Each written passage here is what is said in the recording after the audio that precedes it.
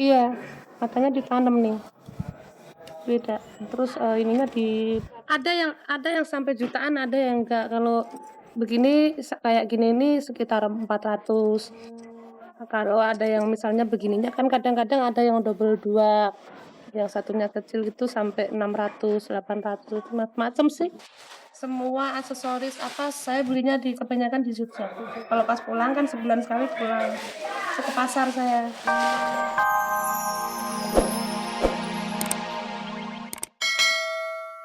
Mental yang dihadapinya saat harus memberi kesaksian di ruang persidangan, atau justru ada hal lain yang membuatnya bungkam dan memilih menghindar dari kejaran media. Ayo sebentar doang, ayo nggak apa-apa kok.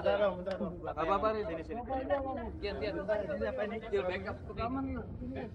Jadi mohon maaf kalau Arin tidak mau diwawancarai karena memang biasa katanya terus diledek-ledek kalau diwawancarai seolah-olah memanfaatkan situasi ini untuk popularity diri dan padahal enggak. Jadi saya mohon maaf kalau Arin nggak mau diwawancarai bukan karena apa.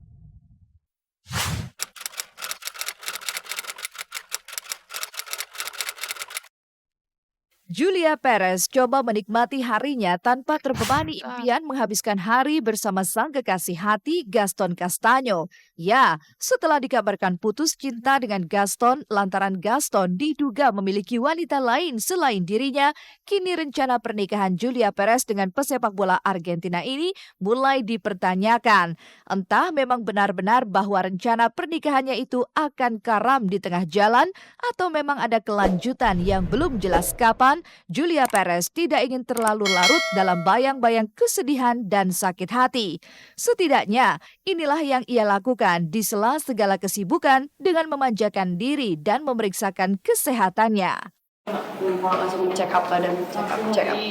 Yuk.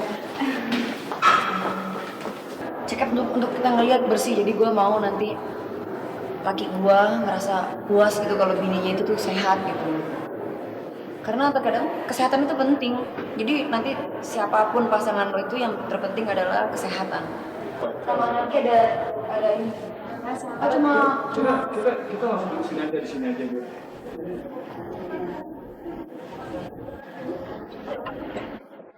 Usai memeriksakan diri, Julia Perez benar-benar menjalani harinya itu seorang diri. Bahkan ia pun nampak menyetir sendiri mobilnya menuju sebuah pusat perbelanjaan di daerah Jakarta Selatan.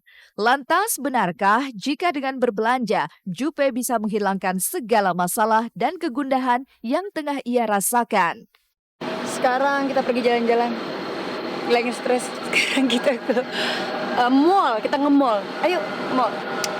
Kita mall, buang-buang duit biasa. Kita mau buang duit, Mas. Buang duit. Kita mau buang duit, buang laki, buang apa ya, pokoknya kita buang aja. Ini buang asisten juga nih. Refreshing mah.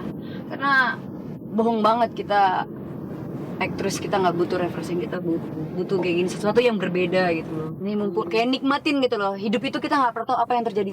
What's next tomorrow? Even 1 detik ke depan, nikmati hidup ini sebaik mungkin. Seakan ingin membuang segala kegundahan di hatinya, Julia Perez ingin larut dengan sejumlah pakaian bermerek yang tak murah harganya. Tapi besar atau kecilnya nilai uang yang harus ia keluarkan tentu tidak jadi soal, asalkan ia bisa sejenak melupakan ketidakpastian akan pernikahan yang dari dulu ia impikan. Dan kesakit-hatian lantaran adanya pengkhianatan cinta.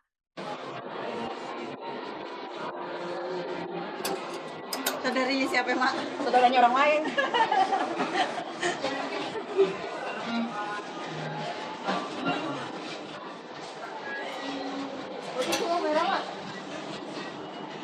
Cakep ya? Cakep Mak merahnya, Mak. Ayo, sopan lagi. Depannya tertutup, belakangnya oke lah. Ya, boleh lah. Nah, orang gitu ya, boleh lah. Sopan begitu ya, Mak ya? Ini mah sopan hitungannya. Yang nggak sopan kayak gini ya. Yang nggak sopan kalau gue makanya terbalik. Ini jadi depan, jadi nganggut gitu.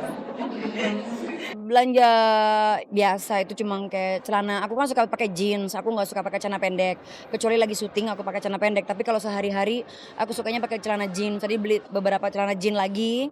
Koleksi aku memang celana jeans sama kaos-kaos kaos-kaos gini aku suka gitu. Jadi memang kan aku kan sukanya tomboy-tomboy seksi gitu, tema aku kan.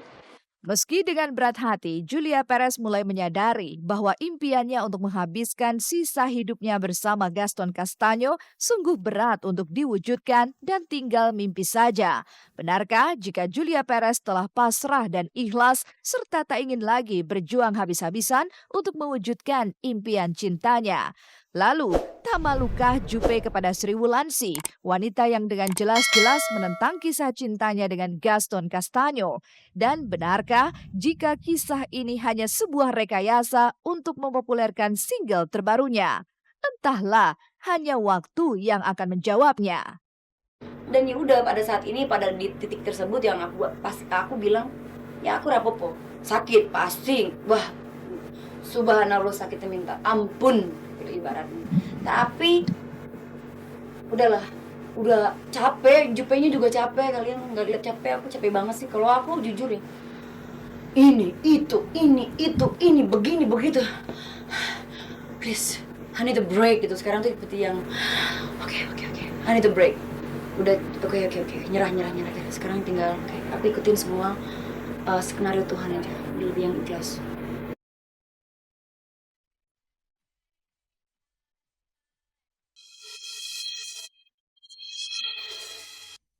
Semua aksesoris apa saya belinya kebanyakan di Jogja. Kalau pas pulang kan sebulan sekali pulang. Ke pasar saya. When you're just in the club, you gotta turn the shit up. You gotta turn the shit up.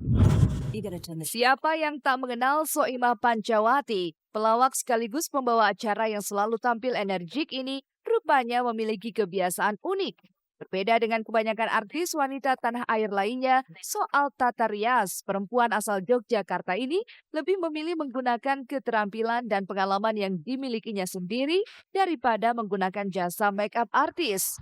Lantas, apa yang membuat Soimah justru lebih percaya diri saat ia merias dirinya sendiri? Sendiri, lebih nyaman sendiri. Jadi hasilnya entah bagus entah jelek, ini hasil sendiri. Soalnya kalau di make upin sama make up artis, kadang-kadang make up artis banyak yang kurang ajar. Jadi suruh merem, ntar dikasih apa, mau dikasih alis gitu, pensil alisnya di gitu dulu biar basah dikini pada kurang ajar. Ember. Nggak perlu ke salon lagi. Nggak perlu. Jadi ya itu udah biasa dari dulu ngamen kesana kemari. Aktif di sebuah komunitas seni di kota Jogja jelas membuat Soimah memiliki bermacam pengalaman kreatif. Barangkali itu juga yang menjadi alasan mengapa ia memilih mandiri daripada memakai jasa orang lain. Tapi benarkah dengan cara ini pula Soimah justru lebih bebas berkreasi? Beli jadi. Cuman biasanya kalau beli jadi itu aku reko-reko sendiri. Maksudnya, oh ini bisa ditekuk begini. Yang harusnya makainya sewajarnya begini, saya pakai begini, ntar ditempel begini gitu. Jadi dikreasikan lagi. Ya, nggak harus harusnya begini ya begini gitu. Jadi engkang-engkang. Ntar kalau misalnya agak rusak gitu dikasih lapisan headpiece biar kelihatan halus gitu. Padahal dalamnya bosok gitu sanggulnya. Tapi kan di luarnya kelihatan halus gitu.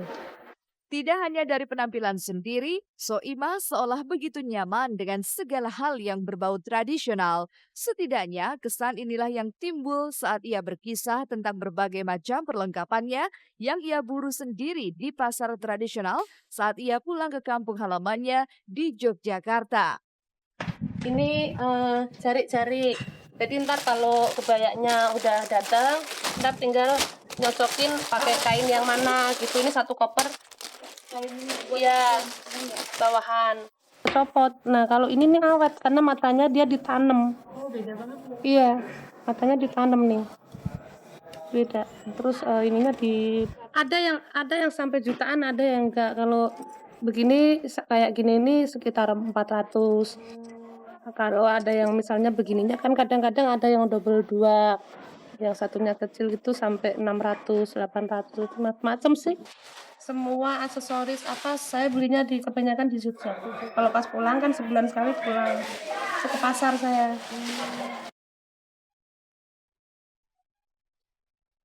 Jangan pernah meremehkan diri sendiri dan menyesali apa yang sudah terjadi jika kebahagiaan belumlah datang menghampiri. Terus berusaha dan melangkah untuk sebuah kesuksesan.